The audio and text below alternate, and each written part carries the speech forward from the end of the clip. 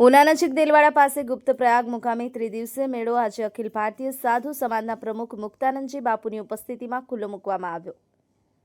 સુપ્રસિદ્ધ ગુપ્ત પ્રયાગના ધામમાં મેળાની શરૂઆત કરતા પહેલા અહીં યજ્ઞ કરાવવામાં આવેલ અને બાદમાં ભક્તજનો રાસ ગરબા ધૂન મંડળીઓ સાથે વાતે ગાતે ધ્વજારોહણ કરેલું અને મેળાને ખુલ્લો મૂકેલો। મેળાના આયોજનમાં તંત્રની મંજૂરી મેળવવામાં આવી છે। આ મેળામાં લાખો શ્રદ્ધાળુઓ આસપાસના વિસ્તારોમાંથી ઉમટી પડશે। મેળામાં આજે રાત્રે લોક સાહિત્યકાર રાજભા ગઢવીના ડાયરાનું પણ ભવ્ય આયોજન કરવામાં આવેલ છે। અમાસના દિવસે ઉના શહેરના વેપારીઓ પોતાના રોજગાર બંધ રાખી અને મેળામાં આવતા હોય છે। આ મેળાનું વિશેષ મહત્વ એ છે કે અહીં લોકો પિતૃઓના મોક્ષાર્થે દીવો બાળી પીપળે પાણી રેડવા માટે આવતા હોય છે। આહિર કાળુભાઈ, દીવ 24/7 ન્યૂઝ, ઉના।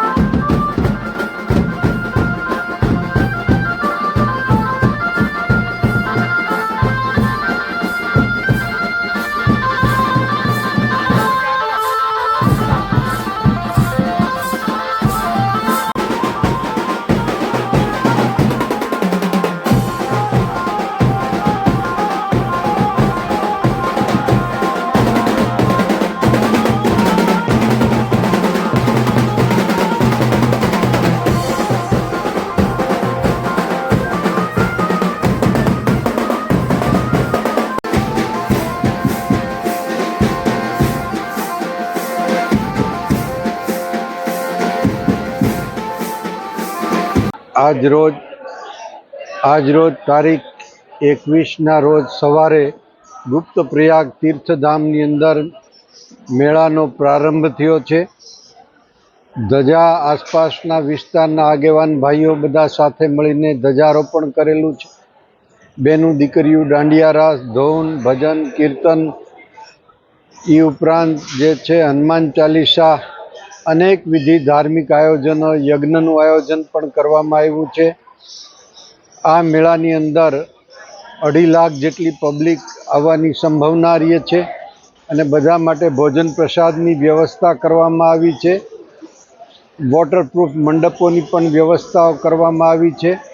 મેળાની અંદર વધારેમાં વધારે જનતા આવે અને સનાતન ધર્મ વિશે જાગૃતિ આવે અને ધર્મ પ્રત્યે લોક હૃદયમાં શ્રદ્ધા અને વિશ્વાસ જાગૃત થાય અને તીર્થ ઉજાગર થાય એના માટેના એક નમ્ર પ્રયાસ કરવામાં આવ્યા છે। આ આપણું તીર્થ, આપણો સૌનું તીર્થ, સનાતનીઓનું તીર્થ, પ્રાચીન તીર્થ, ઉના તાલુકાનું પ્રાચીનમાં પ્રાચીન તીર્થ હોય તો એ તીર્થ છે ગુપ્ત પ્રયાગ તીર્થધામ।